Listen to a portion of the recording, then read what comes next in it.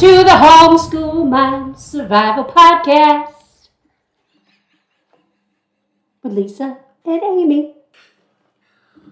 Oh, that's never going to get old. That's so fantastic. We are back, coming at you recorded. I was going to say coming at you live. Coming at you recorded. But we're live right now. But we're live right now. Right now we're live. Right now we're live. You're not hearing us live. Live and unfiltered right now. Then we'll filter it. I was going to say, we might be a little filtered by the time we're done. Right. I'm going to have to edit out. A lot. It takes us 6 hours to record one podcast, and then we have to cut it down because we're inappropriate. Amy gets really inappropriate. Not me. I am very sweet. Oh, yeah. Innocent. Halo right on top of her head. Yes. But that Amy. I know. Some people's children. Take it or leave it. You love me, but you can't leave me, right? I mean, you hate me, but you can't leave me. I'm like that addiction that you can't let go.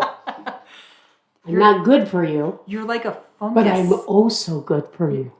You're like a fungus. You grow on me. I do. Yeah. I do. I like it. I like I fungus. have spores. Fungi. I'm a fungi. Does that make your kids the spores?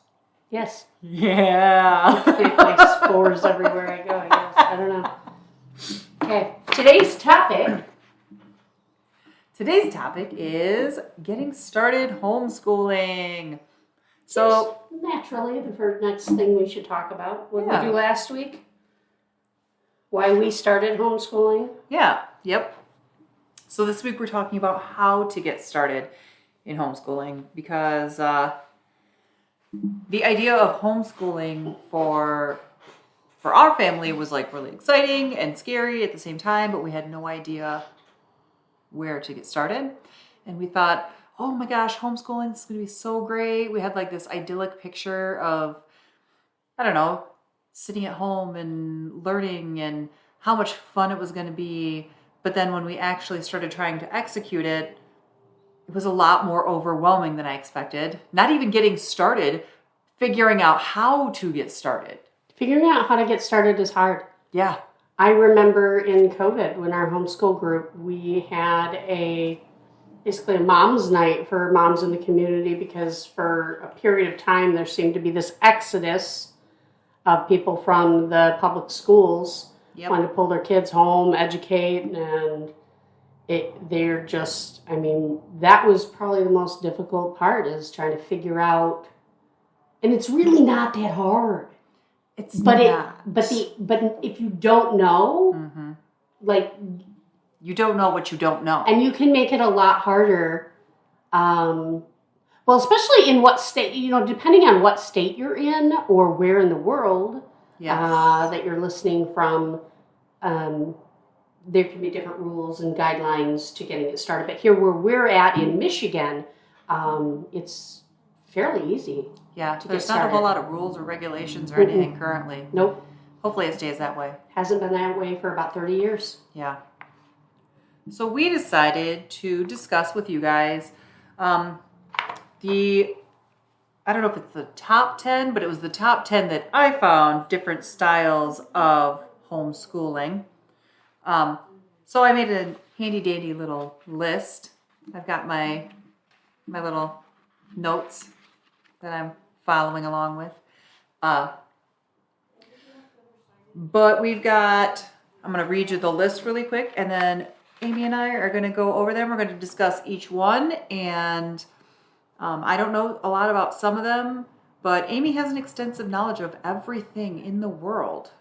No pressure, Amy. So... No, I don't. So absolutely, if you ever have any questions about anything, Amy's got your answer.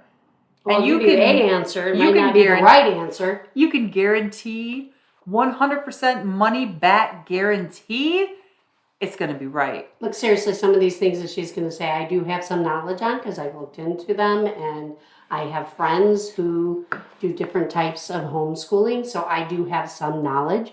I am, full disclosure, not an expert in anything. I've just homeschooled for many years, and I don't know. We are not experts. No. We just play ones on the podcast. I stayed at Holiday Inn Express once, and does that count as my expertise? I feel like you're probably an expert on something after that. Remember those commercials? No. No, I don't. Seriously, there are so many things that Lisa tries to say, and she doesn't get the funny that I'm trying to say. There were these whole commercials. There was a guy, and he got injured, and he was dying, and is there a doctor in the house? And the guy runs up and says, are you a doctor? And he says, no, but I stayed at a Holiday Inn Express last night. And the guy says, well, that counts. And it's so Holiday Inn Express, like, it makes you smarter. It's a smart choice. Wow. And that was not a plug for Holiday Inn Express. They were just funny commercials. I don't know what happened to them, but they should have kept that going. That is a pretty good... I feel like they don't have enough funny commercials out. I still don't watch TV, though, so I guess I don't really know. Yeah. I don't see commercials. But I feel like there should be more funny commercials, and they should somehow make me aware of them without me having to watch TV to see them. Yeah. We stream everything. We don't have anything really that has much in the way of commercials on it. So the first time Sebastian saw a commercial at my mom's house, he thought it was like the coolest thing in the entire world because it was a kid's show. So all the commercials were targeted towards kids. They were all like toy commercials and things like that. And Sebastian was he was beside himself. He thought the commercials were so cool because these were like videos, like they were little short television shows all about these amazing toys, and he needed all of them. Yeah. No, that's probably not a good thing. You never know what you're going to get with a commercial targeted towards a child. Right. These days. Right, yeah. Or even the toys that are targeted towards children. Probably still not safe. Okay, so when we first got started, we started when Sebastian was 2. And we just started using an online program because we weren't doing anything serious. We were just doing like ABC Mouse so he could play the games on there. Yeah, the boys did that for a while too. And we did a lot of reading and YouTube videos. We watched lots of YouTube videos because everything's a song on YouTube. And they were super cute. So that was all we really did when he was in preschool. Or when he was 2. When he got into preschool, we added in some like coloring pages and things like that. He hated them all. Absolutely hates coloring. He doesn't hate it as much now, but so did you make him stay in the lines? No. Okay. The first couple times I had him color, I really tried to convince him he liked it. And then after that, coloring became like a punishment threat. Like, if you don't knock that behavior off, I'm going to make you sit down and color a picture. And that child would cry. Wow. He would be like, no, please. Wow, you're rotten. I know. My other favorite punishment for him when he was little was, Sebastian, if you don't stop, you don't get to take a bath tonight. He was such a weird little kid. Like, he would cry if I didn't let him take a bath. Every night he would take a bath. And he would be in there playing and happy as a Clam. Lamb. I don't know. He was happy as something that's really, really happy. But then if he was naughty, I would tell him he wasn't allowed to take a bath. Wow. Parenting tips with Lisa. Raising them up. No issues for the adult life. It's amazing. So when he got to the age where he was getting ready to start elementary school, I thought we needed something a little bit more structured than YouTube videos. So I ordered one of those all-in-one kits from a curriculum company. And it was a horrible decision for us. It was not a good fit at all. Sebastian, like most kids, is better in some subjects than others. So this all-in-one box was convenient because it sent me the whole curriculum all at once. But what was that one called? It was an all-in-one. It was Sunlight was the first one we did. And we just bought the preschool kindergarten curriculum. So they send you all the books that you need, everything like that. It's very literature-based, but it's older literature, stuff that I'd never heard of, and the stories were not very engaging for my 4-year-old, 5-year-old. I've talked to other parents who their kids love the program. Yeah, the old stuff is, my boys love that kind of stuff. Love that kind of stuff. Not us. That we were so bored. Both of us, Sebastian and I were both really bored. And so that one just didn't work out well. The only book that he really, really loved from that program was the science book. It was a Berenstein Bears science book. Oh, wow. It was fantastic. It was so colorful and bright, and it was really nice, and it had little experiments in it. It was cute. But that to say that the all-in-one kits did not work well for our family. So then I was like panicked because if I can't get an all-in-one kit, I thought that meant I was going to have to like create our entire curriculum on my own. Oh, no. And I was like, I am not qualified for that. I don't know what to do. No. So I went to our co-op. And I don't think teachers are qualified to create their own entire curriculum. I mean, they're in public school, they're taught to teach the curriculum and look at different curriculums and figure out which one they want to use, but I don't even think they would be qualified to. No, I was all going to like reinvent the wheel. Ooh. Like I thought that's where I had to go, and I was getting ready to throw in the towel in kindergarten and send him off to public schools because I was like, I can't do that. Like, I don't know where to start. I did think I was a failure my first year. Yeah. Oh, complete. Uh-oh. It was hard. But you stuck with it. I did. You failed. I did. And you learned and you grew. We failed a little less every year. Yes. That's the key. Is like the best piece of advice. And I think if I remember right, I stood up and I said, because I was when we did the homeschool group, did the whatever, where we welcomed moms to come and listen and learn about homeschooling. I was up. They had maybe one of the people up on stage. Don't know why, but they did. And it was fun. But they asked what if you could give one piece of advice about homeschooling. My best piece of advice that I could give about homeschooling was to show yourself grace. Oh, yeah. Because especially in the beginning, you will get some things wrong. You might get it all wrong the first year. But if your goal is to continue to homeschool throughout the duration of the child's learning years, you'll figure it out. And in the end, they'll learn everything that they need to learn to be successful. And so just show yourself grace and be kind to yourself and not so hard at the things you will mess up. That is very solid advice. Going to. I think that's amazing advice because it's so hard when you, as a mom, like I have a tendency, and I know I've talked to other moms who have the same tendency, to put a whole lot of pressure on myself for things that are silly, things that like levels of perfection that I would never hold another person to. Like what? Give me an example. Give me a Lisa-ism. A Lisa-ism? Yes. Okay, so my house. What about it? My house. Okay, I'm here in it. Amy is in my house. I am. It is lived in. It is. It is like E5 tornado lived in. No. Yes, it is. No. Amy's lying to you. No, I've been in worse. My own. So I, for a long time, really, really struggled. Like I would not have let anyone come over here. Why? If there were any dishes that were not done. Why?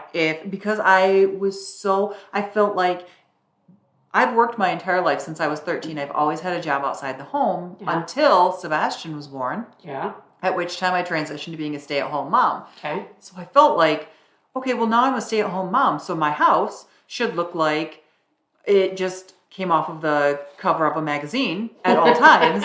And if my house is not perfect, then I am failing as a mother. You know what? Your bathroom's always perfect. The bathroom that I use when I come here, that is always perfect. That is always clean. I bleach that thing a lot. That bathroom is always perfect. Or not bleach. I use disinfectant wipes.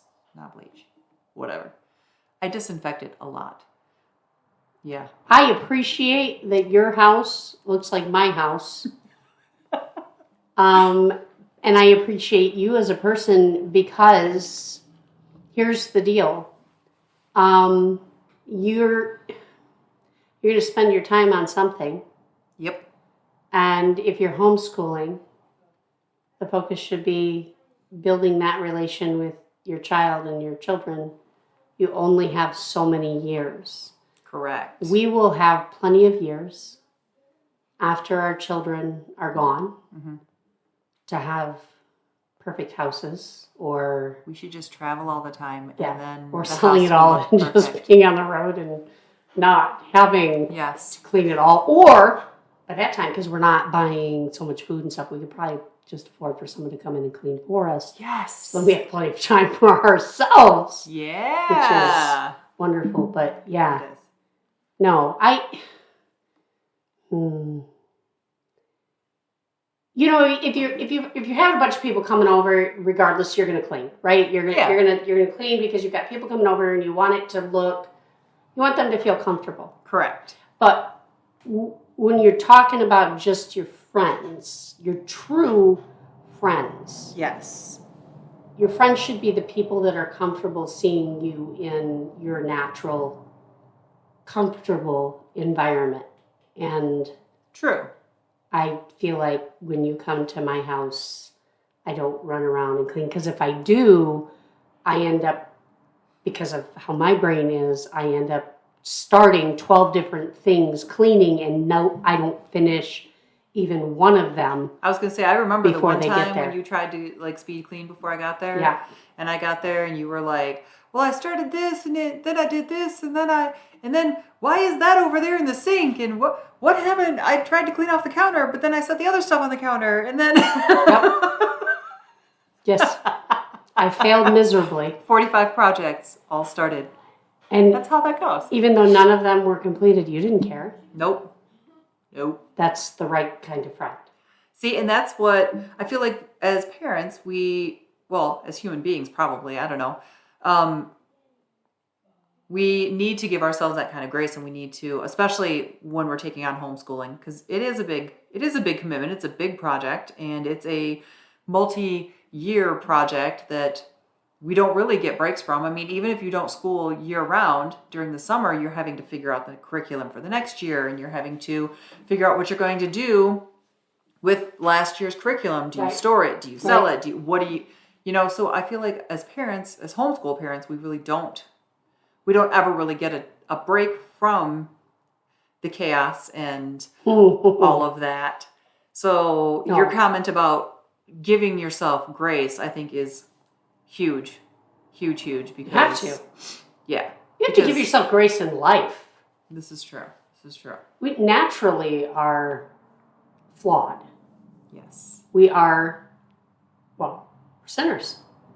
Yep. It's never going to change. You're never going to be perfect at it. You just inherently, you cannot be perfect. True. There's only one that's perfect, and we know who he is. Yes. And he died on the cross for us.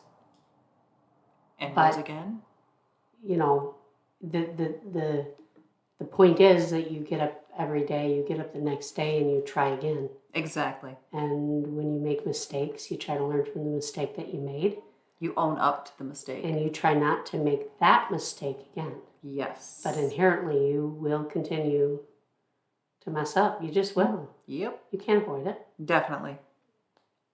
So, in our homeschooling journey, after we figured out that the all-in-one curriculum didn't work, we switched over to, after talking to other people and realizing that I didn't have to completely write my own curriculum and all of that, I started learning how to hodgepodge together curriculums based on where my child was at. Sebastian has always excelled at math and science, but he's also very hands-on. So we tried a science program that was a lot of reading and work. And that did not go well at all. So then we switched to a program. What program? Do you know what program that was? Oh, no. It was online. We got it off of online, and I don't remember what it was called. Just curious. can't remember what that one was. Okay. It didn't last very long. No. And then we switched to a program called, I think I'm going to probably pronounce it wrong, Noeo. It's Noeo. We're not affiliated with them. This is not a plug for them. This is just the science program that we use. Okay. And I use, not we. Mrs. Lucas, Amy does not use this program. No. I didn't know that one. So that one is very hands-on. They send you a big old box with all the books you need, everything you need for the science experiments for the entire year. So that you know what to do? Exactly. I could keep this going all day. And you don't have to go out and take a shopping list with you to go buy all the stuff for the experiments, which was a huge thing with another one of the science experiment kits we tried. You had to have a whole bunch of stuff, but you had to go get it all. And I would forget. The nerve. Well, that means you have to plan ahead. Oh. That was the problem.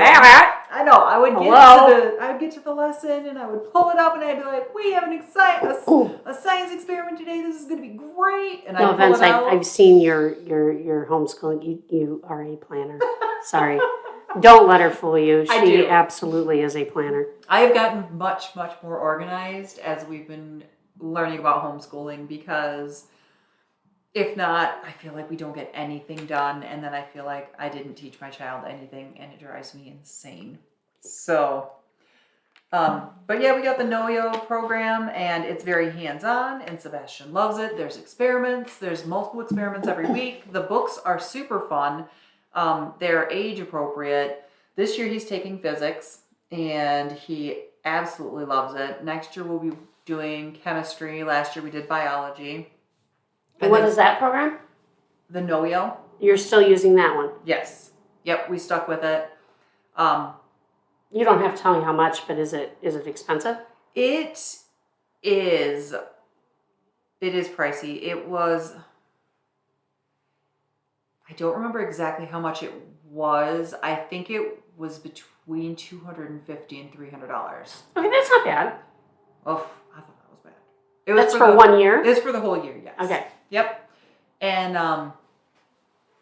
yeah, to us it's a program that works really well. If you were going to have two kids doing the same thing, mm-hmm. Oh, you absolutely could. Would they just duplicate only the workbooks portion of it? Yeah. Then you kind of get a break for the second kid? Yeah. If you could even do, if you had two kids who were close together in age, you could do them both at the same time. You don't have to. So they do it in sets of 3. So they've got biology, physics, and chemistry. And then it repeats biology, physics, chemistry again. And then there's a third set that I think is just physics and chemistry, maybe. I don't remember. The third set's missing one of the 3. But the first 3, you could do them in any order. So with your kids being 18 months apart, you could do the same subject with both of them in the same year. Yeah, because they're different on math, but that's the only thing. Yes. I have them both doing the same grade level. Yeah, so you could have them doing like the same subject, even if they were in different, like doing different grade levels, it would still be appropriate for both of them, and they would still be learning at the same time. It's not like the biology is written for a first grader and the physics is written for the second grader and the chemistry is written for the third grader. They're all just written for the same general age group. Are you supposed to do all of those in 1 year? No. Nope. Okay, so that 250 is 3 years. No, you get each one of them is a different price, but I want to say the one we bought this year, I think it was like $280, I think, and that was the physics. Last year, biology I think was a little bit cheaper, maybe $250, and I think chemistry was about the same as the physics. Okay. So you buy a 1 year program, you buy one subject. And then with math, we just do a math program because I haven't found a math program that is hard enough and like games or things like that. The programs that I've found, I love the one that you use. I think it's super fun, but I don't I don't think it would push Sebastian enough on it because I think he would love the comic books, the comic book aspect. They have an online version too. Do they really? I use Beast Academy. Beast Academy. It's not for everyone.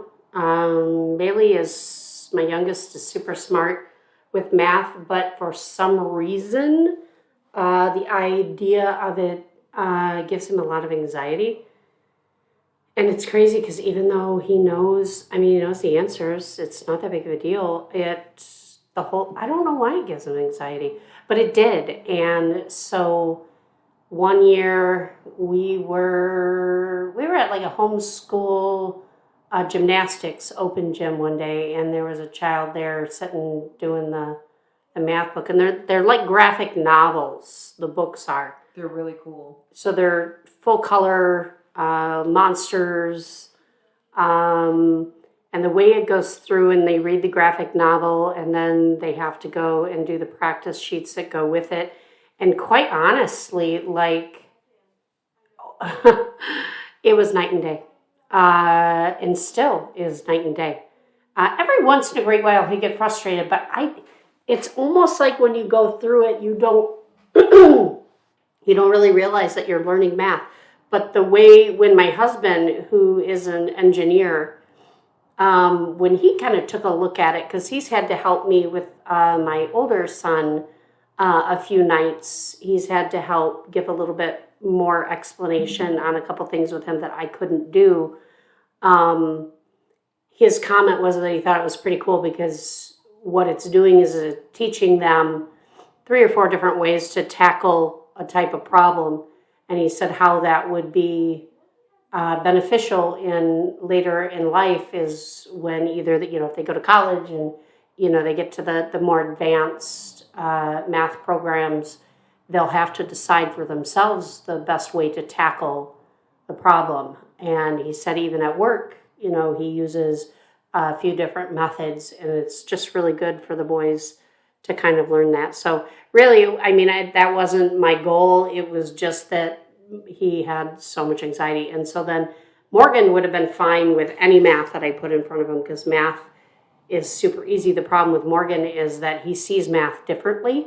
Mm-hmm. So oftentimes he doesn't have to show any of his work. He can do it all in his head, but how he sees it, he's had to try to explain it to me a few times how he answered the problem.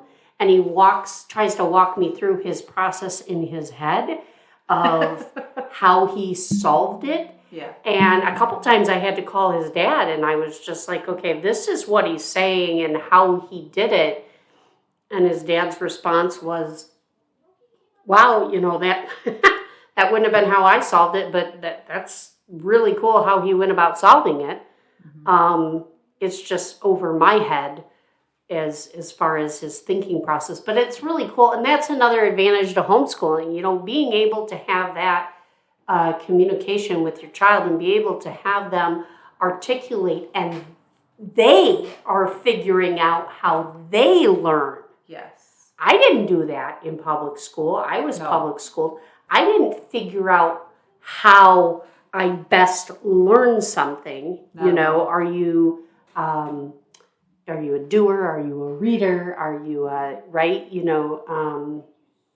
It's fun. It's fun to learn how their little minds work. Yes. And it's nice to be able to coordinate the way you teach them with the way they learn, because that's not possible in public schools. Like a teacher with 21, 26, 30, whatever students cannot personalized lessons for each kid. It's just, there's absolutely no way they could do it. No. So the kids have to learn the way the teacher teaches, or they get left behind. But that's government schooling. In government schooling, you're going to learn it their way, and there's no other way. And That's just it. Yeah. And homeschooling, you can customize your lesson and how the kids learn, or to how the kids learn. You can customize the way you're teaching, the way you approach subjects, even the order that you put the subjects in. Like in our house, we have to do math first thing in the morning. It has to be the first subject, because if we don't do math first thing, then by the time we get back to math, Sebastian is ready to be done with school. Math is always first for us too. Yeah, and he cannot sit and concentrate on the math if we don't do it first. If we do it first, he gets it done, it's done, he's fine, he moves on. Any other position in the lineup, and it turns into crying and anger and frustration and not a fight I even want to fight with him. So we always do math first, and then after that he can pick any subject order he wants. I don't care, so long as we've gotten math done. Right. So we have our top 10 list. We are going to talk about traditional homeschooling, road schooling, world schooling, unschooling, eclectic homeschooling, classic homeschooling, Montessori homeschooling, homeschooling using unit studies, Charlotte Mason, and the Waldorf. I can't say that word. Why can I not pronounce that? Waldorf. W homeschooling. I don't know why I can't say that word. It doesn't even look, it's like Worcestershire. Say wall. Dorf.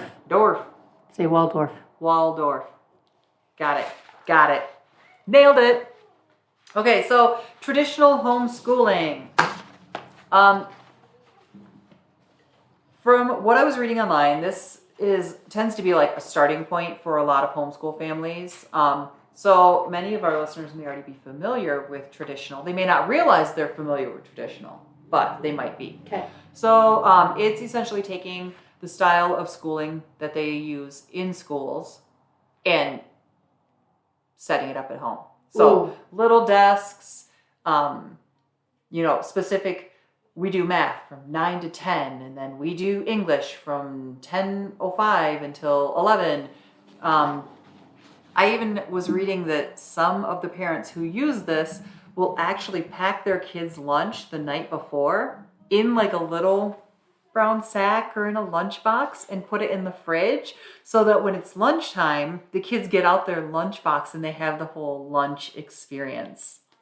I was like, man, that takes pre-planning again to actually pack your child's lunch. That's way more than I do. Yeah. I don't pack Sebastian's lunch. I do keep a schedule. It's not hour to hour, but I don't pack him lunch. You take attendance. Oh, I don't even take attendance. I don't think I've ever taken attendance. Attendance is the one thing in Michigan that should do. That was from HSLDA. I'm learning new things as we go.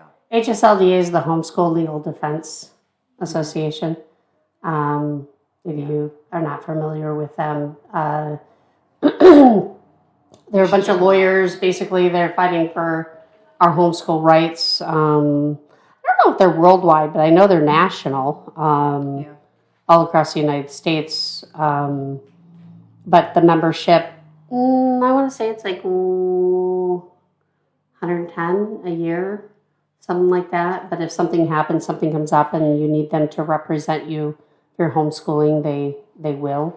That was a resources too. Yeah, well, and actually, that's another way to go. You can do classes through them too. They literally have homeschool classes that you can pick, and that's cool. I think they're more geared towards high school. Okay. But that's another avenue that you can do. But no, I had talked to them at one point, and that was their one piece of advice. They would like if you can write down and keep track of the things that you're teaching your kids, as far as credit hours, whatnot. Especially if for some reason you're thinking about homeschooling for a few years and then sending them to public school.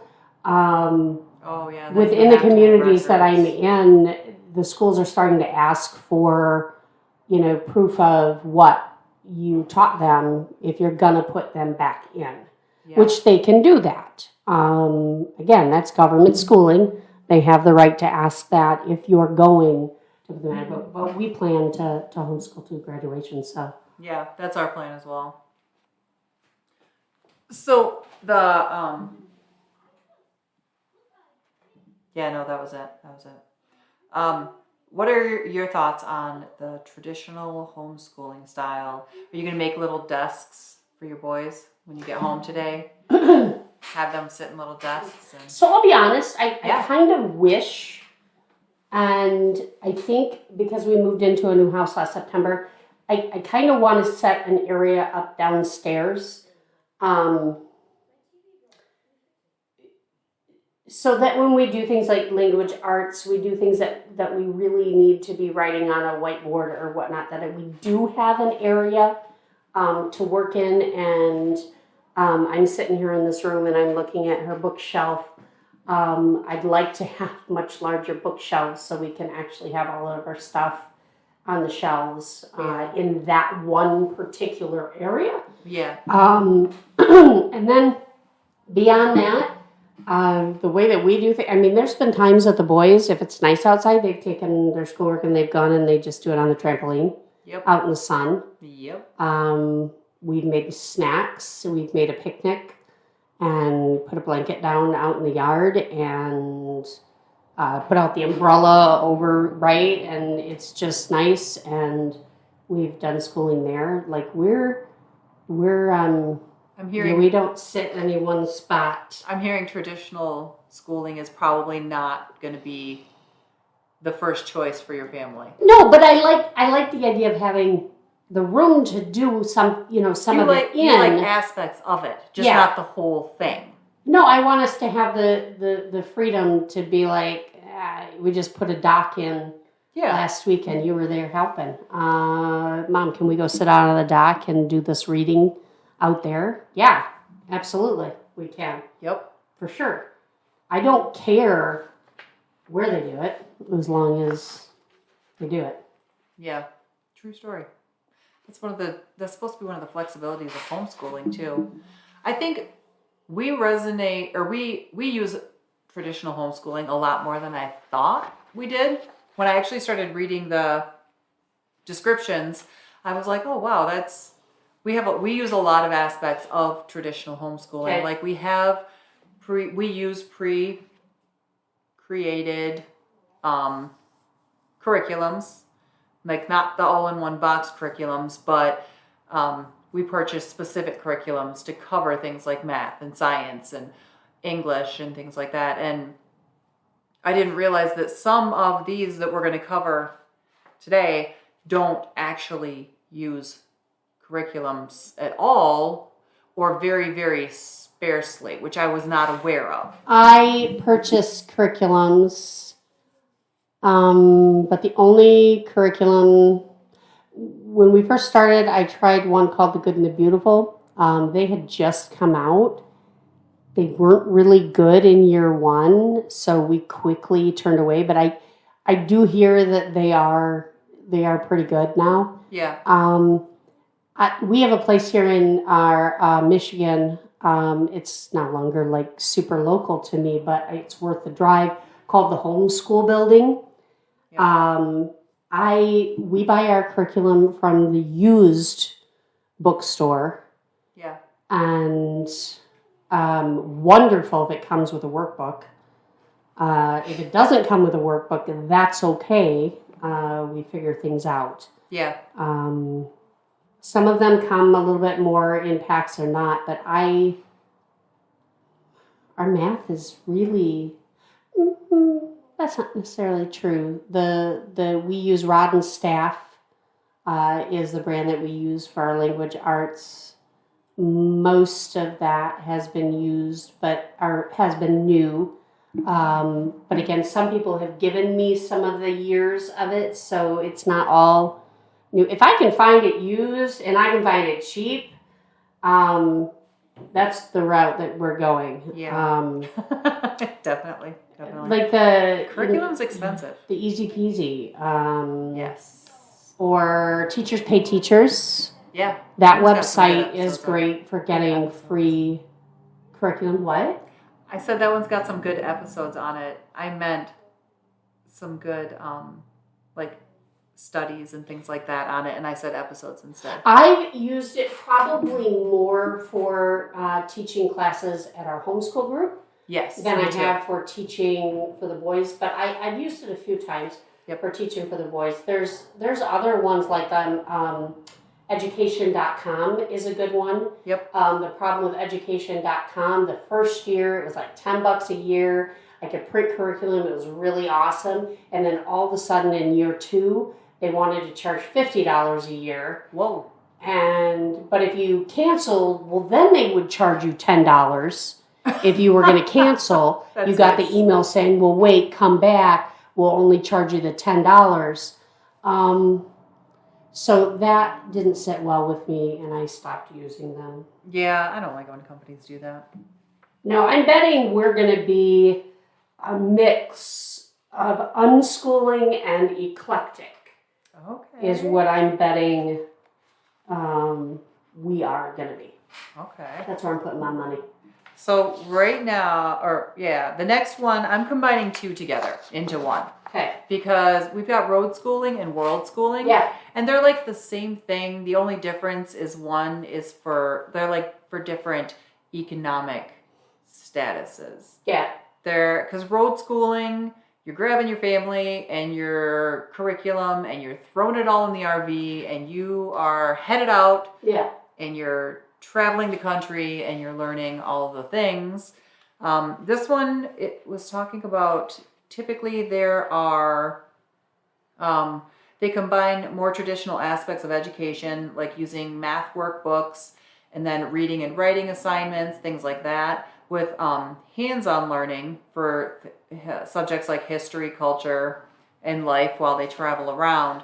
So they will kind of cater their studies for that year based on where they're going to be, which I think is amazing. And then world schooling is the same thing, but instead of hopping in their RV, those guys are hopping on a jet and they are taking off to other countries. And I feel like people in Europe have a huge advantage. Oh, definitely. They can just take the train. On world schooling. Like if you lived over there, there's so many different areas that you can easily connect to.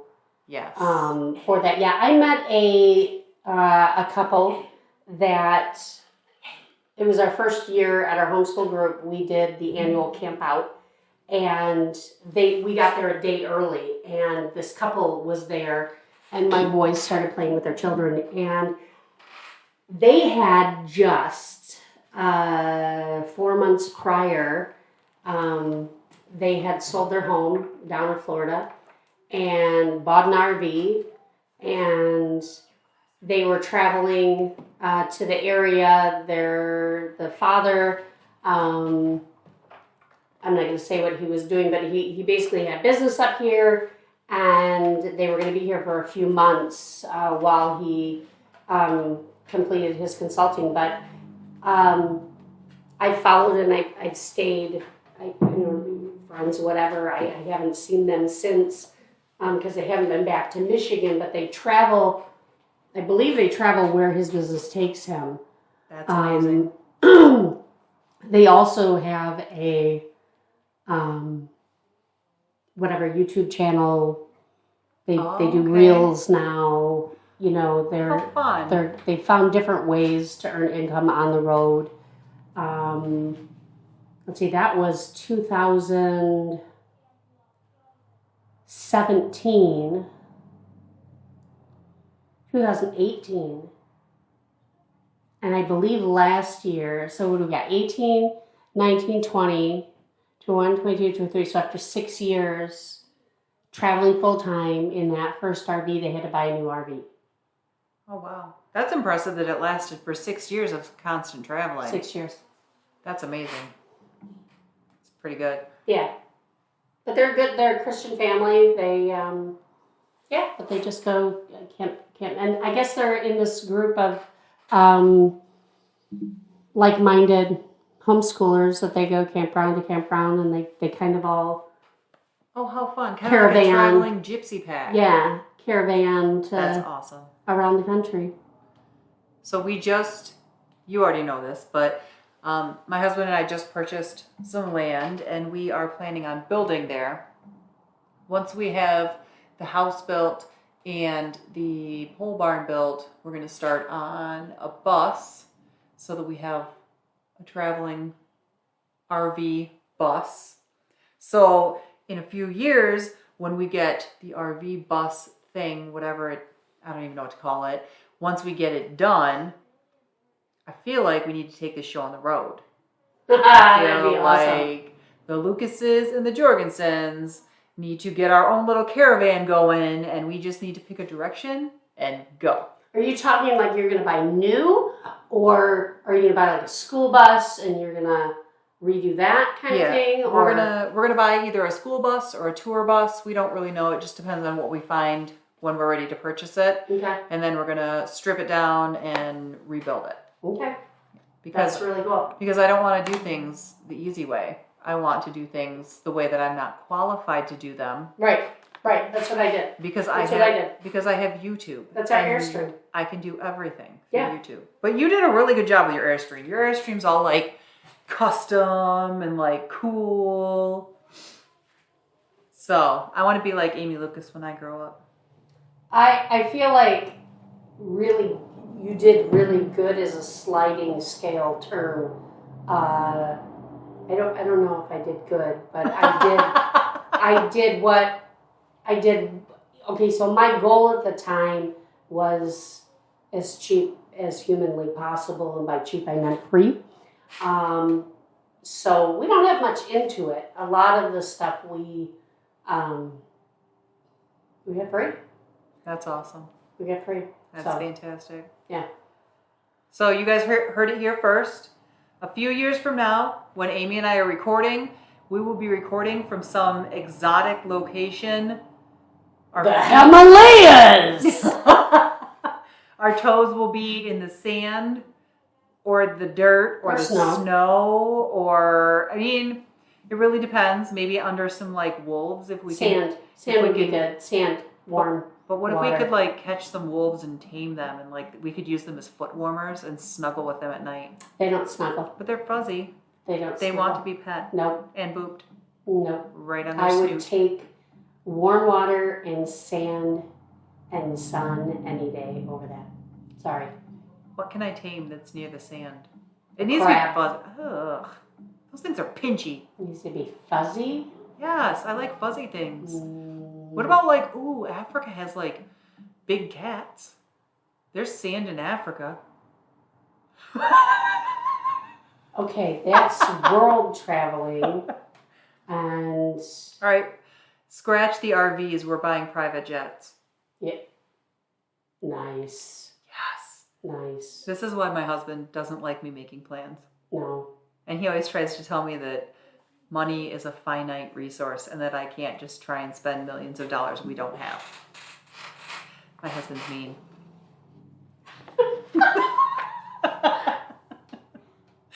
Yep. Travis just pretty much a go with flow with whatever. So. He is too. He's super laid back, your husband. Well, for the most part. He's high strung on some things. I feel like he wouldn't put up with the shenanigans if we tried to buy private I jets. just think he won't argue, so he'll just do it. To not argue. I love it. Okay, moving on to the next one on my list. This is the first one that Amy is guessing she will be associated with. We are talking about unschooling. And this one, I think Amy is probably going to have to do most of the explaining because I don't get it. I do not get it at all. So when I was reading about it, the explanation I found said that it was based on the theory that humans are created to think and learn, so there's no need to introduce any kind of formal curriculum, because if you just let your kids do whatever they want, they will naturally learn everything they need to know. Now, while I do agree that God made us to think and to learn, I don't know that if I just let my child do what he wants, like he's going to be sitting out there either playing video games or he's going to be on the trampoline. I'm not sure that without any kind of formal curriculum that he is going to learn any kind of like math skills and it gives me anxiety. So I'm going to turn it over to you to explain better because you actually have experience with it. So you can explain what unschooling actually is. And okay, but take the playing technology out of it. Okay. Okay. Take that out. All right. If you didn't have the curriculum, you guys go to library. You guys go to library a lot. You guys get books. We love the library. Okay. So instead of curriculum, you go to library, whatever, once a month. You as the mom. And you get all kinds of these books and you kind of lay them out around coffee table, wherever, all the places to find books. Okay. And in the beginning, you're just laying them out for them to be curious about, right? And then you start to identify directions that they naturally seem to be drawn to. Okay. Right? Like, what's something that Sebastian's like really into? Besides like video games? Yeah, besides video games. Like something that has his interest. Godzilla, dinosaurs. He likes dinosaurs. Okay. I'll go with dinosaurs. All right. Archaeology. Mm-hmm. Paleontology. Pyramids. Mm-hmm. Grand Canyon. The flood. These are all things that would kind of fit into that scale where he's at, you know, yes. And you read the books together and you discuss and you talk about, and so the way that we go through our curriculum, most of our curriculum, it's almost like not story time.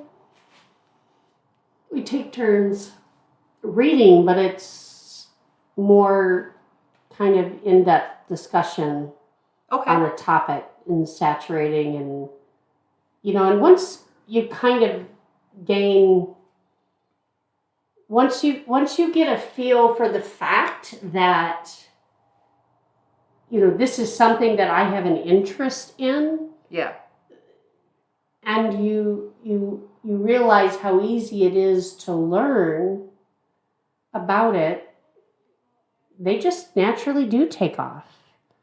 You know, my Bailey has an interest in coding.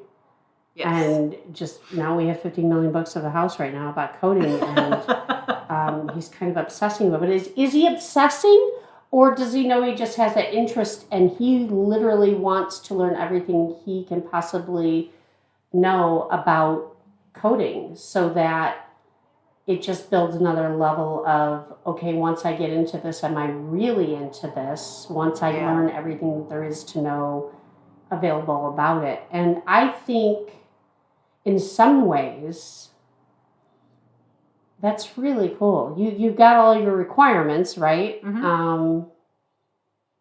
You're still reading. Yep. Sometimes in those things, you're still having to do math anyways.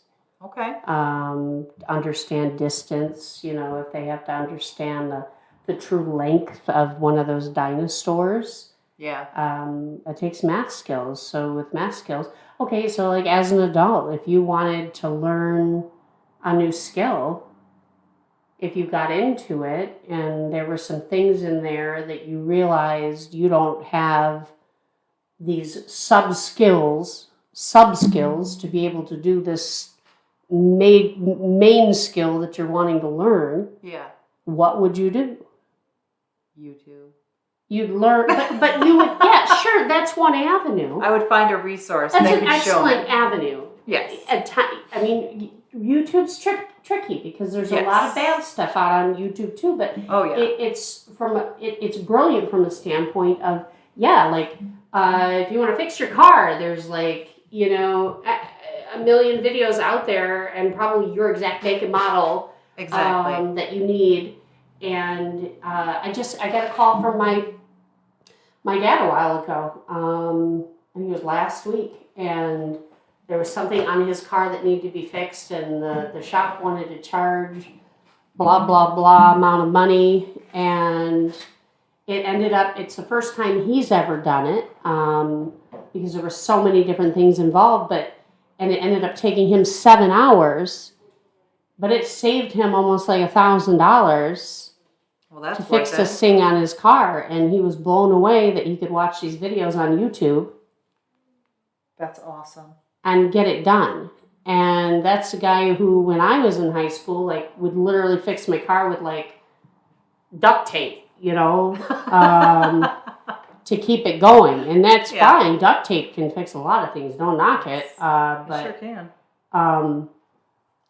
To be able, you know, you go back 30 years, there was no YouTube. You had the way less access to information. You just have to be careful now that you're gathering your information from multiple sources to make sure that the information that you're getting is accurate. But there's just so many. My point is, once a child figures out that they have an interest in an area, unschooling would be providing that child with opportunity to learn in that area. A lot of times you'll see the unschoolers at the wilderness schools, even around Grand Rapids and Mount. I mean, there's wilderness school, you know, like homeschool groups that meet up and they play in the creeks and the rivers and they're jumping and balancing and, you know, they're doing what kids should be doing at those ages, you know, playing outside and all inclement weather. So my question for you. Yeah. If you're going with the unschooling style, how do you, so you're talking about like, if your kid has an interest in it, then you find books that are similar or like that would help the child learn about that kind of stuff.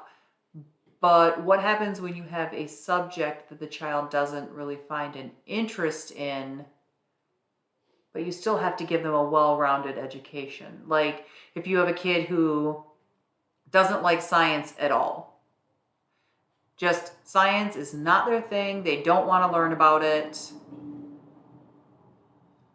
What do you, or history, or, whatever it is. Okay, fine.